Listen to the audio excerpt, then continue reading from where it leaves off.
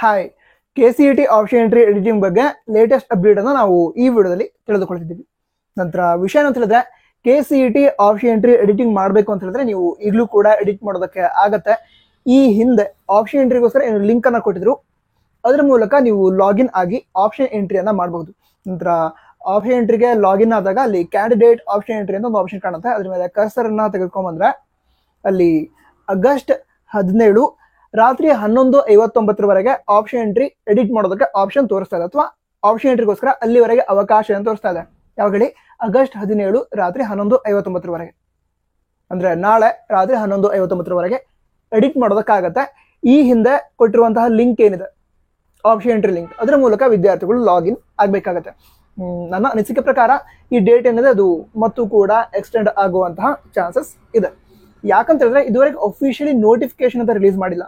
ಅಂದ್ರೆ ಒಂದು notification release ಮಾಡಿ ಅದರೊಳಗಡೆ ಆಪ್ಷನ್ ಎಂಟ್ರಿ ಎಡಿಟಿಂಗ್ ಇಂತಹ ದಿನಾಂಕದಿಂದ ಇಲ್ಲಿವರೆಗೆ ಅವಕಾಶ ಇದೆ ಅಂತ ಇದುವರೆಗೆ ನೋಟಿಫಿಕೇಶನ್ ಕೊಟ್ಟಿಲ್ಲ. ಬಟ್ ಅದೇ ವೆಬ್ಸೈಟ್ ಅಲ್ಲಿ ಲಾಗಿನ್ ಆದಾಗ ಅಲ್ಲಿ ಸ್ಕ್ರೀನ್ ಮೇಲೆ ಪಾಪಪ್ ಆಗ್ತಾ ಇದೆ, ಈ ರೀತಿ ತೋರಿಸ್ತಾ ಇದೆ ಅಷ್ಟೇ.